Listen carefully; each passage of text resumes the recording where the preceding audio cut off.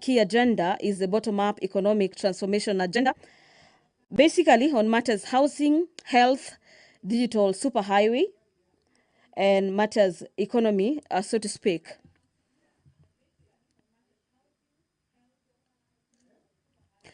The very first State of the Nation address was done on the 1st of 29th of September, the year being 2022. The second one was on the 2nd of the 9th of November, the year being 2023. And today being the third State of the Nation address is happening on the 21st of November, 2024. This is, so to speak, say a month after the swearing in of the Deputy President, Professor Kithure Kindiki. And if you're just asking yourself, what is this? The State of the Nation address is basically a communication from the President to the nation through Parliament, in which the President of the Republic, here being President William Ruto, outlining the current situation, and equally the President will be providing policy proposals for the coming legislative year. So we expect that during this State of the Nation address that is set to take place not after 3 p.m. today.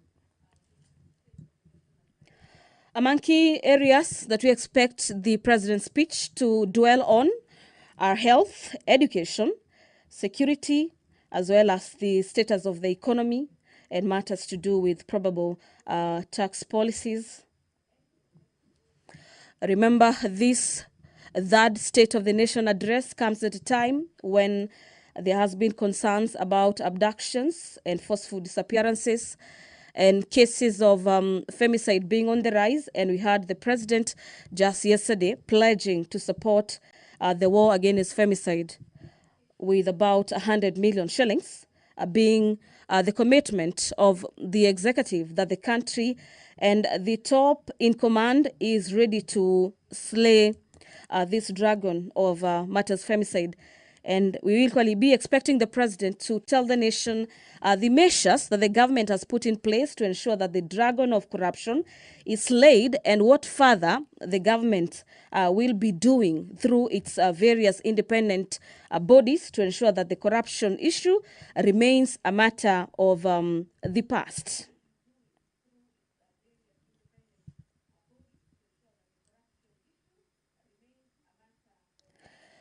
Well, during his last State of the Nation address, the President spoke on a number of issues. They included the steps that will be taken to improve as well as boost matters economy, create jobs. Remember, the country is facing the aspect of unemployment, especially among the youth, and the government having come into power with one of their key campaign agendas being addressing the area of unemployment in the country. We'll be expecting a report from the President in regards to how the country is doing on that area, as well as the steps being taken to further cushion the youth from a further unemployment crisis.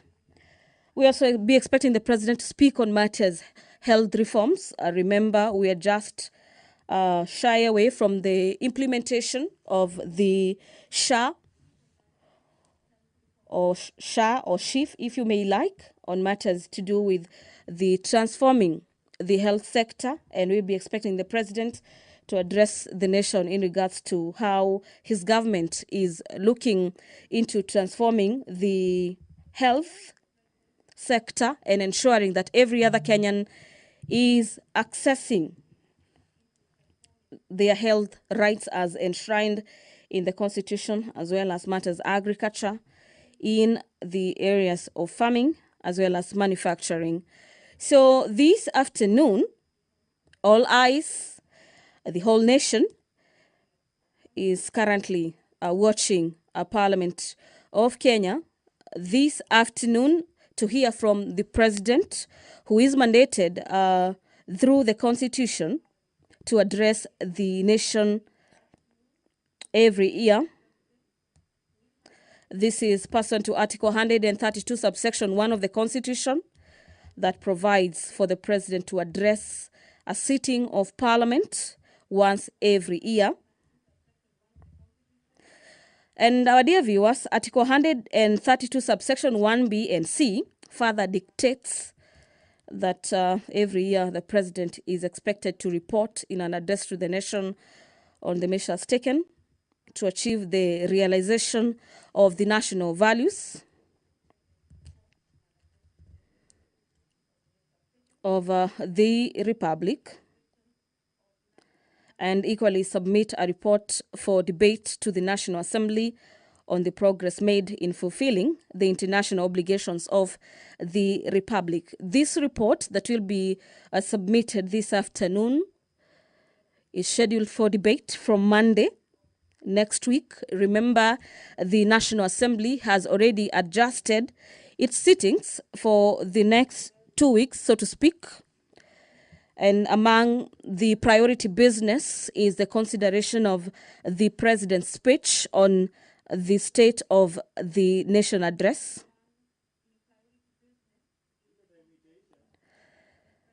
This year's address is coming technically about a fortnight after the swearing in of Deputy President Professor Kithure Kindiki.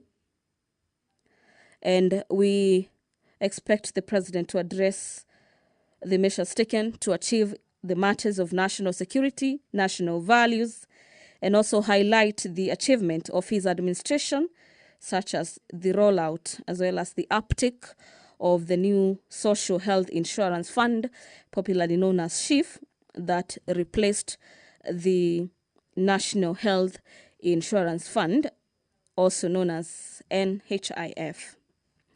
So the president is currently with the speakers of the National Assembly as well as the Senate, where the president is expected to brief them as well as sign the voters' book, bearing in mind that the president is a visitor today in the presence of Parliament. Thereafter, the president will be ushered into the chamber this afternoon by the both speakers of the National Assembly as well as the Senate. I'm speaking about Speaker Moses Wetangula as well as the Speaker of the Senate, Honorable Amason Jeffer Kingi.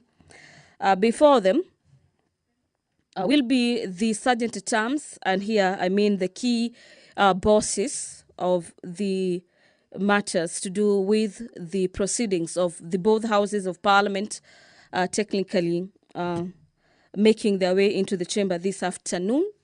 And immediately after, the sergeant-at-arms carrying the mace make their way or do that step into the chamber this afternoon.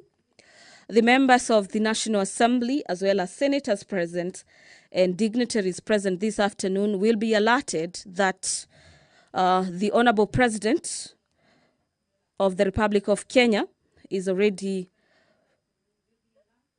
ready to get into the chamber this afternoon and do exactly that, which is the address of the nation that will be preceded by the announcement or probably the notification by the Speaker of the Senate as well as of the National Assembly, who are expected to do a convocation. From our indications, it appears that particular procession is about to take place. Remember, this being that all eyes are on Parliament as President William Ruto makes his much anticipated State of the Nation address. This State of the Nation address presenting a crucial opportunity for the president to outline his administration's progress, the challenges, as well as future plans in the period characterized by some so to speak, some economic turbulences, and there's heightened public expectations on this third State of the Nation address. It is technically a step-by-step march to the National Assembly's chamber this afternoon. And from your screens, you can see the maces of both houses of Parliament have made their way into the chamber this afternoon, closely followed by the clerks, as well as the president in between the two speakers, that is the Speaker of the National Assembly as well as the Speaker of the Senate. And we expect the President to equally address matters to do with the cost of living. Dear viewers, allow me to hand you over back to the proceedings of these live proceedings, streaming to you live from the Parliament of Kenya and brought to you by the Kenya Broadcasting Corporation in conjunction with the Parliamentary Broadcasting Unit. My name is Gladys Mungai. Have yourself a great afternoon.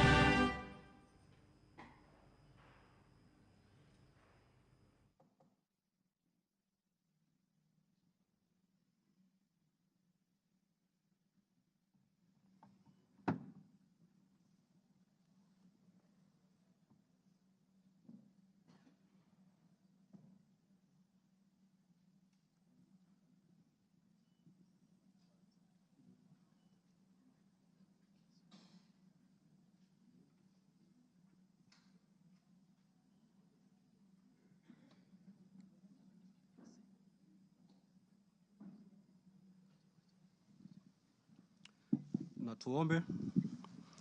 Ewe Mwenyezi Mungu, twakusihi ututazame kwa neema nyingi na baraka, sisi watumishi wako ambao umeridhika kutuita kwa nyadhifa za uongozi katika jamhuri hii yetu.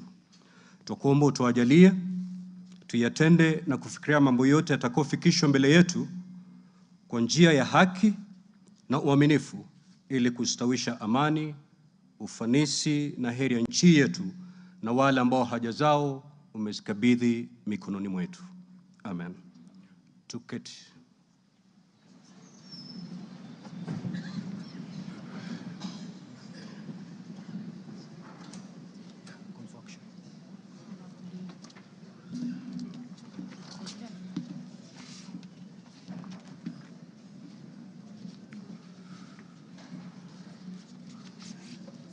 Order, honorable members. Let us all be seated. Thank you.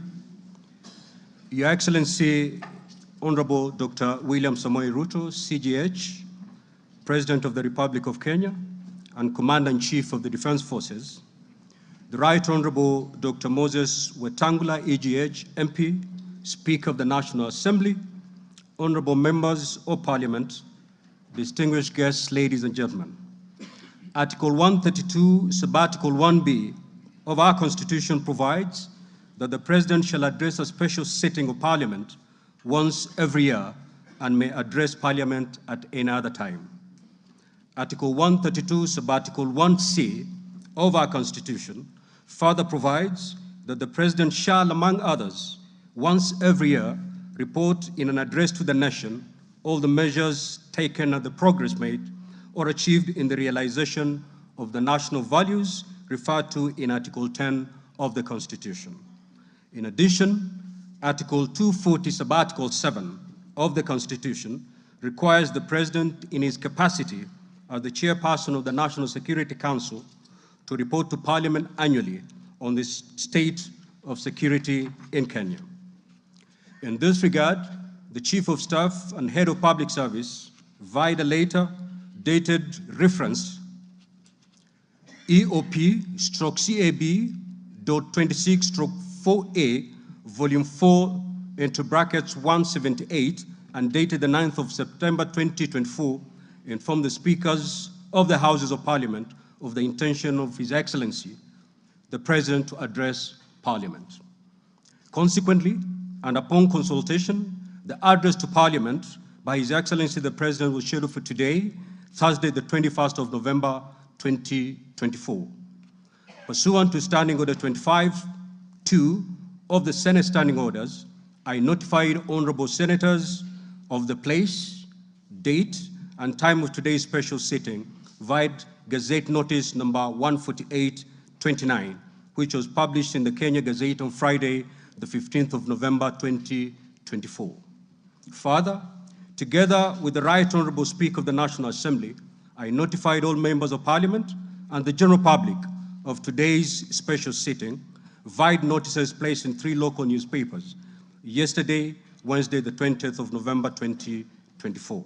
Accordingly, honorable members, this special sitting is properly convened. I thank you.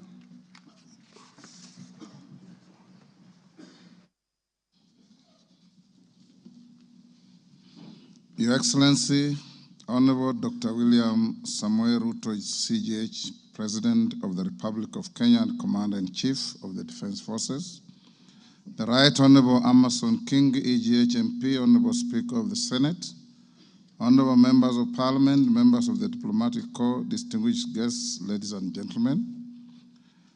Article 132(1)(b) of the Constitution requires the President to address the nation once every year and at any other time. Further, Article 132(1)(c) of the Constitution requires the President to once every year report in an address to the nation on measures taken and progress achieved in the realization of our national values. Additionally, Article 132(1)(c)(3) of the Constitution provides that the President shall submit a report for debate to the National Assembly on the progress made in fulfilling the international obligations of the Republic.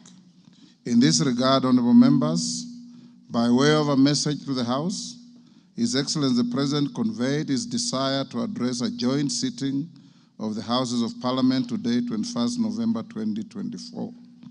Therefore, pursuant to the provisions of Standing Order 22 of the National Assembly Standing Orders, and by Gazette Notice number 15327, which was published in the Kenya Gazette on 18th November 2024, and indeed as also notified to all members and the general public by way of newspaper notification published on 20th November 2024, I gave a notice of this special sitting of Parliament to the members of the National Assembly.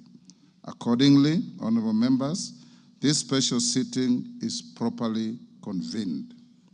Your Excellency, honorable members, distinguished guests, ladies and gentlemen, this year's President's address comes at a time when the country is set to host the 14th edition of the East African Community Interparliamentary Games.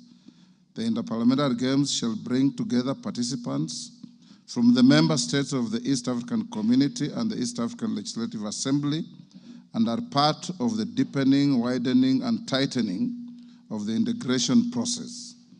The Games are scheduled to commence next month on 7th December 2024 in Mombasa County, and all is set in readiness for these Games. Moving on, Your Excellency, it's in the custom of Parliament to recognize invited guests seated in our galleries. I therefore wish to recognize the following guests who are seated in the Speaker's row. Her Excellency Mama Rachel Ruto, First Lady of the Republic of Kenya, and other members of the First Family. His Excellency Honorable Professor Kithure Kindiki, the Deputy President of the Republic of Kenya and the spouse of the Deputy President, Her Excellency Dr. Joyce Kithure. Honorable Musalia Mudavadi, EGH, the Prime Cabinet Secretary, and Cabinet Secretary, Minister of Foreign Affairs and Diaspora Affairs. Your Excellency, honorable members, also present in the Speaker's row this afternoon are the Honorable Lady Justice Philomena Mbete Mwilu, MGH, Deputy Chief Justice and Vice President of the Supreme Court. She's accompanied by Honorable Justice Mohammed K. Ibrahim and Justice William Ouko, judges of the Supreme Court of Kenya. Also accompanying the Deputy Chief Justice are Honorable Justice Oscar Angote, presiding judge of the Environment and Land Court, Honorable Lady Justice Jemima Wanza Kelly, judge of the Employment and Labor Relations Court. We are also honored to have in our midst the immediate former speakers of the Houses of Parliament, the Honorable Justin Bedan Njoka Muturi, EGH, the Cabinet Secretary for Public Service and Human Capital Development, the Honorable Kenneth Marende, EGH, the Honorable Kenneth Makelo Lusaka, EGH, the current Governor of Bungoma County, Honorable Ekwe Ethro, and additionally, we also are pleased to be hosting a delegation visiting our parliament from the Republic of the Gambia. Your Excellency, allow me to also recognize the chairperson of the Council of Governors, who is also the Governor of Wajir County, the Honorable Ahmed Abdullahi, and the Honorable Johnson Sakaja, Governor of the City of Nairobi County. May I also accord special recognition to all Cabinet Secretaries present and particularly acknowledge 4 of them who are former ranking members of the Houses of Parliament, namely Aden Duale, EGH, former leader of the majority party in the National Assembly, Honorable Onesimus Murkomen, EGH, former Senate Majority Leader, Honorable John Badi, EGH, Honorable Opio Wandai, EGH,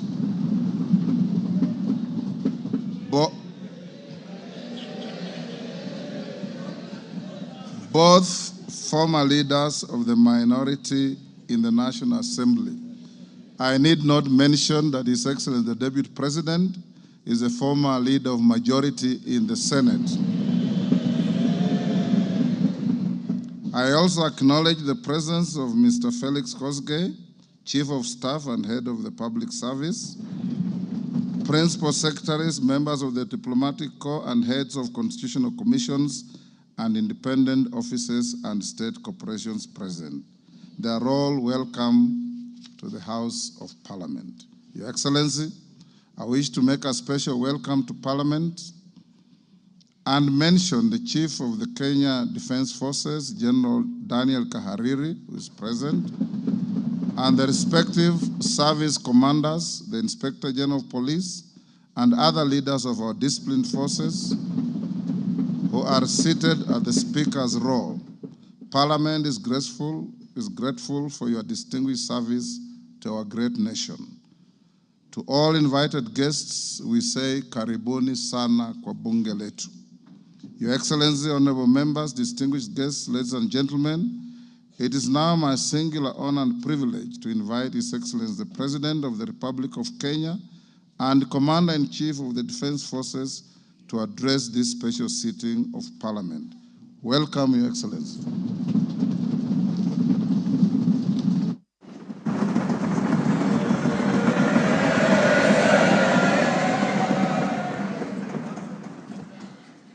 Thank you very much, Mr. Speaker. The Honorable Speakers of Parliament, the Honorable Members, distinguished ladies and gentlemen, I'm honored to address you today in the fulfillment of the mandate vested in me under Article 1321C of the Constitution to report to you and to the people of Kenya on the measures we have taken and the progress we have made in realizing our national values and principles of governance and to submit to you, honorable members, the progress made in fulfilling our international obligations. Since my last address, Kenya has undergone rapid change, occasioned by the collective awakening of the people in the understanding that the state of nation depends on the work we do individually and collectively. This realization extends not only to what we choose to undertake, but also to how we go about securing careers, livelihoods, and contributing to the grand enterprise of nation building. There has never been doubt, and now there is none whatsoever, that Kenya is a land of bold ambition, with our citizens always desiring and insisting on the best possible standards, not only for themselves, but also for their families and for our nation. Consequently, our democracy has empowered citizens to ask questions and demand changes in the way their affairs are managed, driving the wheels of our nation's social, political, and economic transformation faster in the direction of excellence and prosperity. Rare are the times when leadership is ahead of the people. We are always striving to steer the machinery of state and government to keep pace with the aspirations of our citizens. We have learned through the hard as well as the more customary ways that listening is a full-time occupation of leadership, and that all questions asked by the people must be answered thoroughly and in full. We have learned never to take anything for granted and make every effort to call all our people, to carry all our people along with us in the pursuit of our transformation. The context in which I make this national address is not only significantly different from previous occasions, but it is also a singular moment with unique historical implications for us all. It is an opportunity to affirm the principles and values of which our nation stands, review the steps we have taken, the path we have chosen in our journey of national development, and reinforce the commitments we have made to one another and to our beloved nation for the sake of the present and future generations. I do not take this for granted, and with utmost respect and humility before this august assembly of the people's elected representatives, I desire to respond to the most pressing concerns that have been raised by Kenyans of all walks of life in recent months. To my understanding, the concerns and issues voiced by millions of Kenyans about the state of our nation deserve meaningful engagement, thorough understanding, and thoughtful response.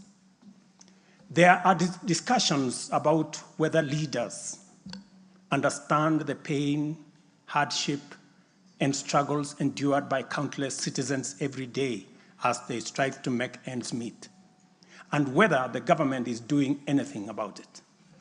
Similarly, many struggling Kenyans impatiently wonder, when will real money get to their pockets, and when will the jobs promised, which they deserve, become a reality?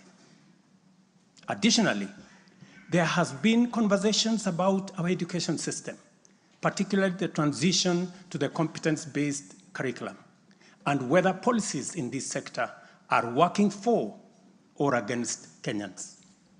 Important questions have also been raised concerning the direction of development in relation to democracy, human rights, and fundamental freedoms, as well as the rule of law, transparency, and accountability.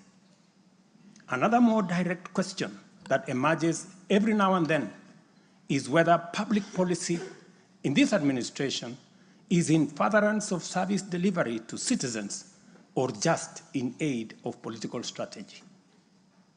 It is undeniable that for many Kenyans, times are hard and the struggle to meet their daily basic needs remains daunting. It is also true that these conditions have persisted for a number of years now, leading to much frustration and anxiety. Although we have gone a long way to mitigate some of these difficulties, much remains to be done, though we have laid a firm foundation for decisive intervention. I believe that it is critical for us to bear in mind that this administration was inaugurated at an extremely difficult time, characterized by domestic challenges, compounded by regional and global security, geopolitical, financial, as well as climate dynamics. As a result, in 2022, the country's total debt burden was not immense, but it was also stacked up in the most burdensome manner, leaving very little room for investments in public service or development of critical infrastructure. The prices of basic food commodities soared as a result of a combination of prolonged drought, declining local productivity due to inadequate support, and disruptions in the global supply chain caused by the war in Europe. Kenya faced a crossroads of extremely difficult choices, where defaulting on our obligations would have significantly worsened an already perilous situation, and more borrowing was not an option.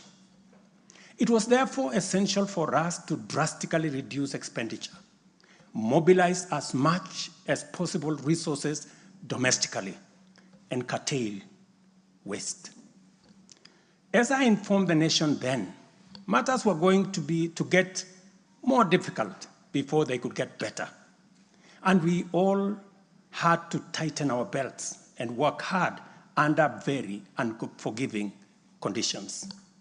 We had staked the fate of our ambitious bottom-up economic transformation agenda on easing the stress that the economy was in and the strain citizens underwent, while creating room for the implementation of our transformative interventions. Members, I give this background to underscore two very important facts. First, we haven't been watching helplessly and doing nothing as adversity took a toll on the economy and undermined the livelihoods and well-being of the people.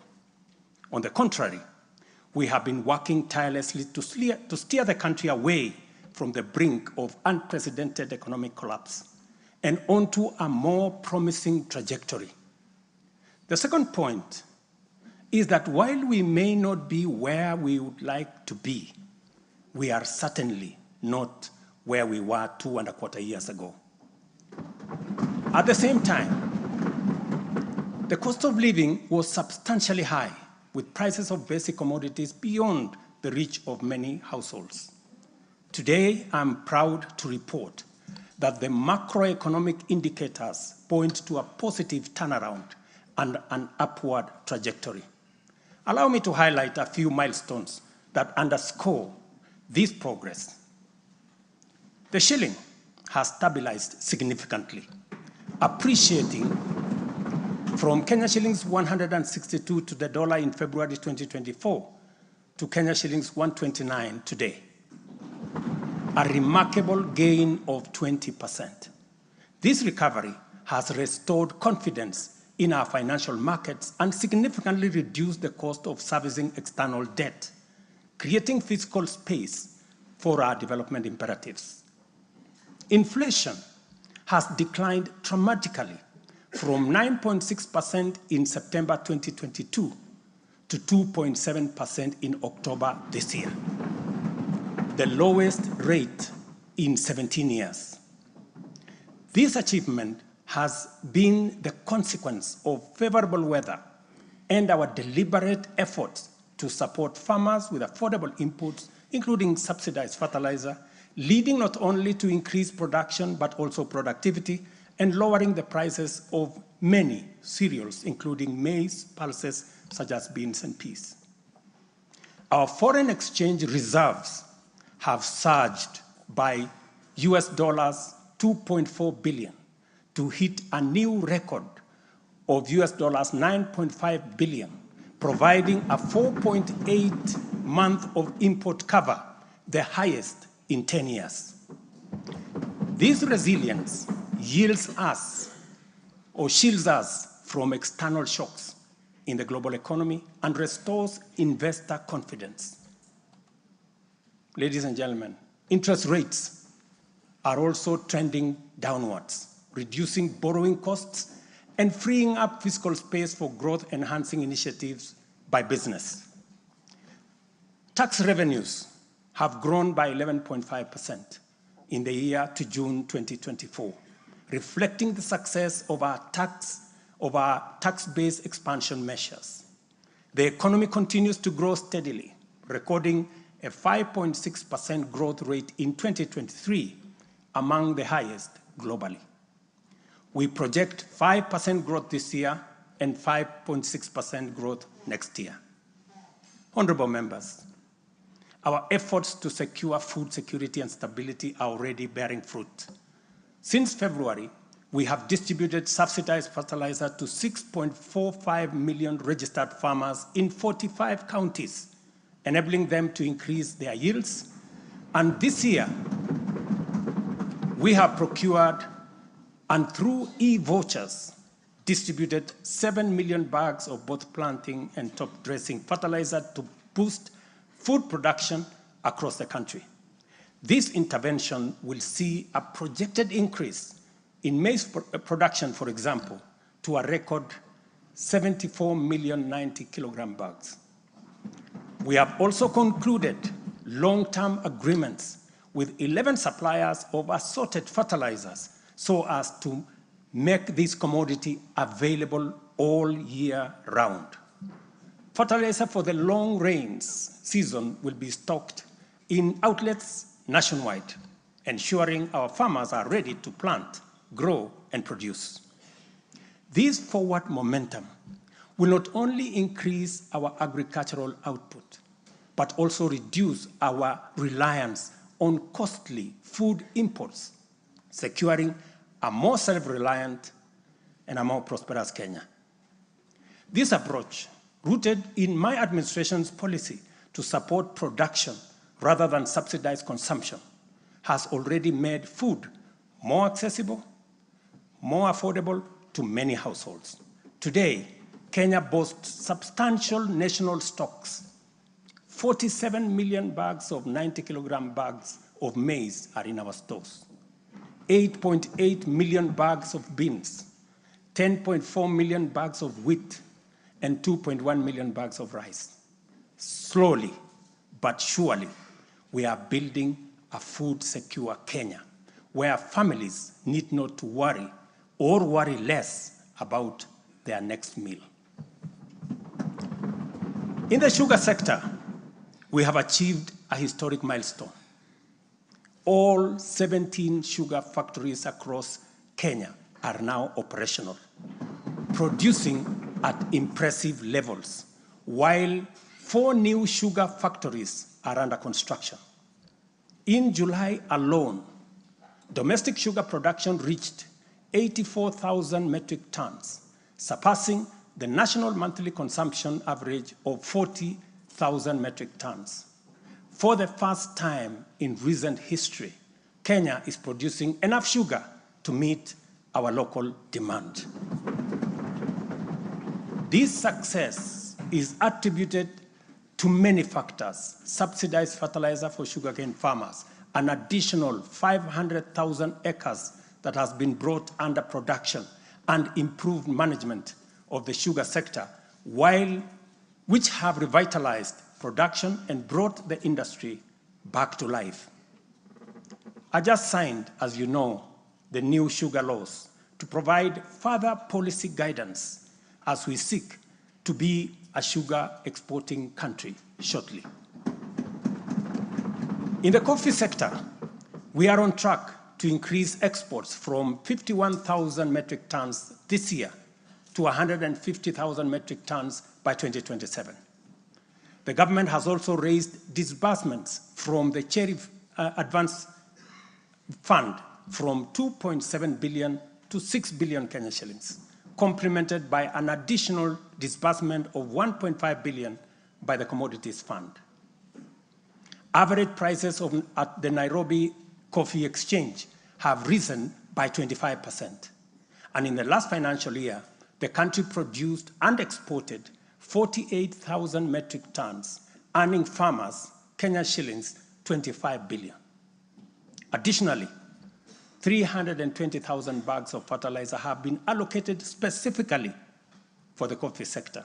And we will be working with cooperatives to make sure this fertilizer is distributed at the nearest possible destination to the farmers. These interventions are expected to boost smallholder farmer earnings from Kenya shillings 300,000 to 500,000 per acre annually by the year 2027.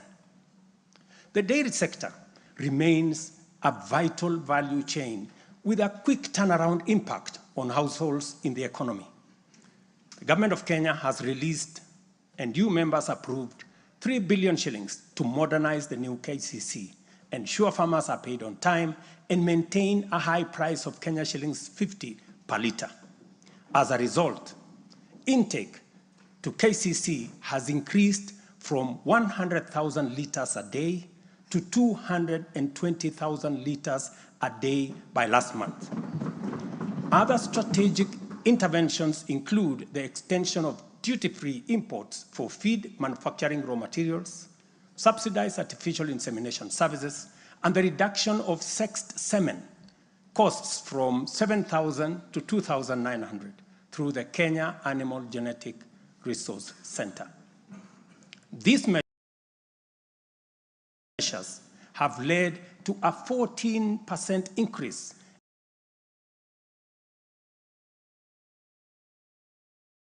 in milk production from 4.6 billion litres in 2022 to 5.2 billion litres in 2023, with projections exceeding 6 billion litres this year. The value of exported dairy products has nearly doubled, rising from Kenya shillings 4.8 billion in 2022 to Kenya shillings 7.2 billion in 2023. These gains demonstrate how targeted policies can deliver tangible benefits to dairy farmers and drive growth in our economy.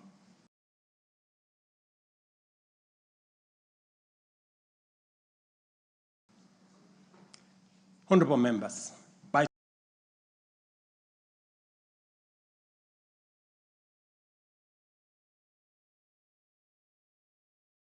2022, the education sector was in a crisis with a lack of clarity in transition to the competence-based curriculum, a shortage of 110,000 teachers, and 23 out of 40 public universities were technically bankrupt and at risk of closure. Among those facing severe challenges were huge institutions, such as my own alma mater, University of Nairobi, Kenyatta University, Moi University, Egerton University, Maseno University, Masinde Muliro University. To address this issue in our education sector, we have already hired, as you know, members, 56,000 teachers and are in the process of recruiting another 20,000 by January next year. We have also ensured the seamless transition of learners from primary to junior secondary and domiciled grades 7, 8, and 9 in primary school, optimizing the use of existing infrastructure, ensuring the safety of young learners, and protecting parents from the high costs associated with boarding schools far away. Recognizing the financial challenges faced by our universities and TVETs, we introduced a new student-centered higher education funding model. This model gives priority to the most vulnerable students, offering them up to 95% government support, while also pulling our universities back from the brink of collapse. The remaining challenges for a few universities, like Moi University, are related to internal administrative and governance issues, which I have given firm instructions that they should be addressed. To further enhance access to higher education, we launched the Open University of Kenya, and this House approved that exercise, paving the way for more students to achieve their academic goals. The institution's first cohort of students is scheduled to graduate next week on the 29th of November, 2024. Honorable members, universal health coverage is a cornerstone of our transformation agenda and a matter that touches every Kenyan family. Despite health being a devolved function, we acknowledge the immense financial burden that comes with health. Counties have struggled with shortages of medicine, equipment, sometimes staff, hindering service delivery and leaving countless Kenyans with suboptimal access to health care. It would have been easy for me to step back and leave this responsibility to counties alone. But that would have been a disservice to Kenyans and a betrayal to our Constitution. Instead of engaging in debates about healthcare being devolved, I have chosen the hardest but necessary path of addressing this challenge head on. Health delivery is not just about fulfilling a constitutional mandate by whatever level of government. It is about ensuring that healthcare is not a privilege for the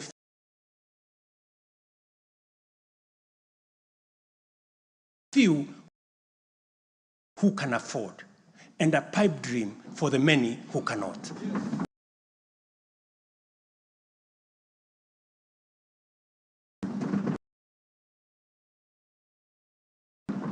For years, NHIF was saddled with debts and inefficiencies, and healthcare was being severely and negatively impacted. For far too long, too many households have lived on the edge, just one illness away from financial catastrophe.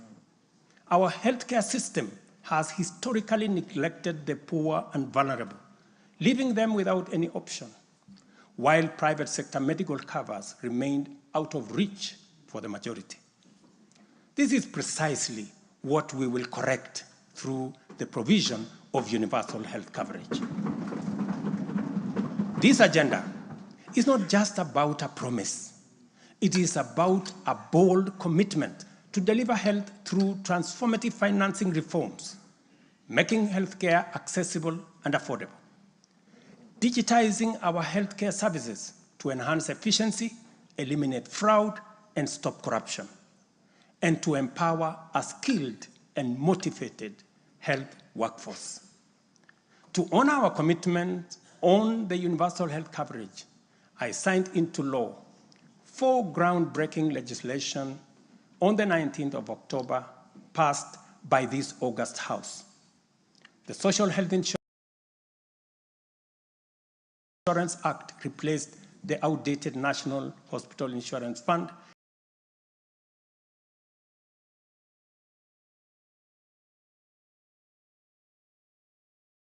and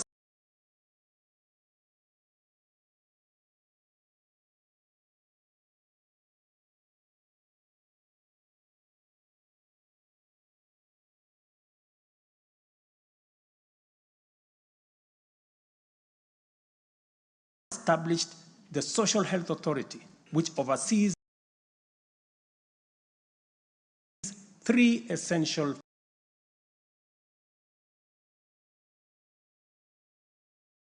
funds. This modern framework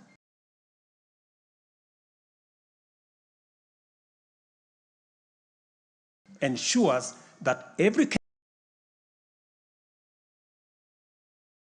Kenyan, especially the most vulnerable, can access quality healthcare services when they need it most.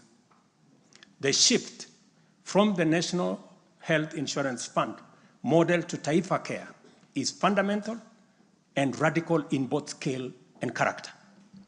NHIF, if I give you a bit of example, NHIF served a few salaried Kenyans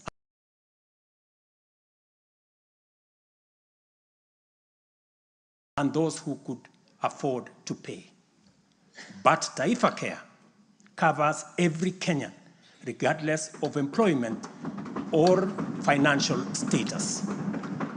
Secondly, despite serving a limited class of citizens, NHIF nevertheless accumulated billions of shillings of debt because of misalignment between contributions and the actual cost of healthcare. Taifa Care has undertaken an accurate costing of all healthcare-related goods and services in order to provide timely, effective, and efficient service to every Kenyan that is affordable.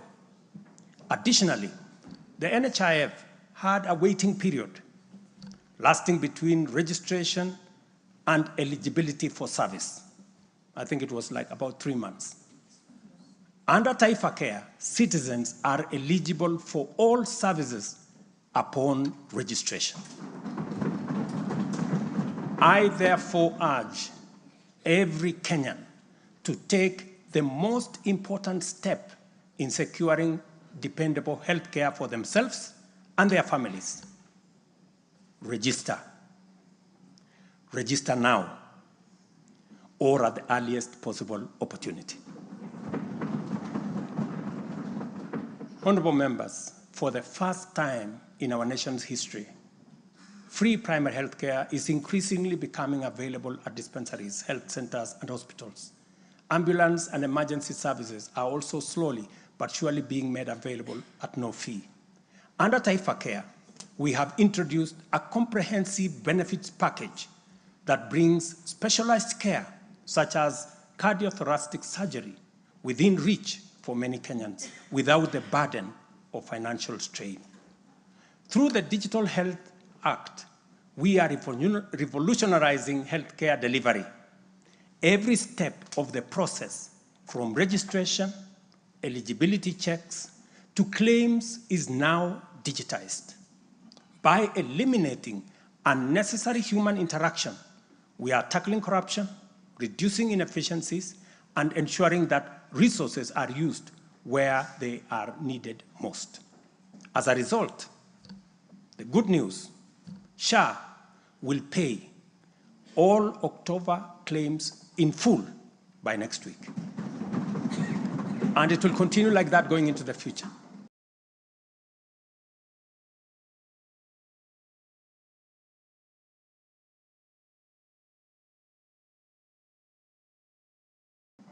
To date, over 15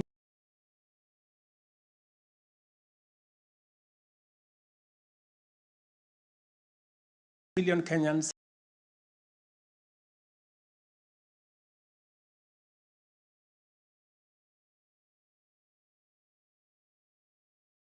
have enrolled in Taifa Care, and more than 60%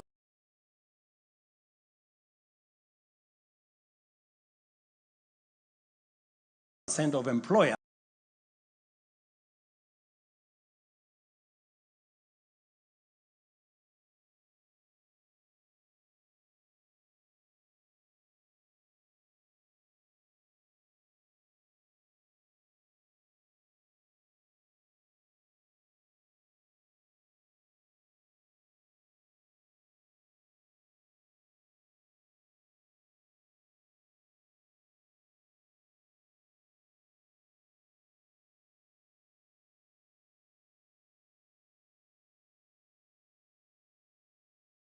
have successfully transitioned into its framework. The newly established Social Health Insurance Fund empowers citizens to contribute towards accessing a broad range of healthcare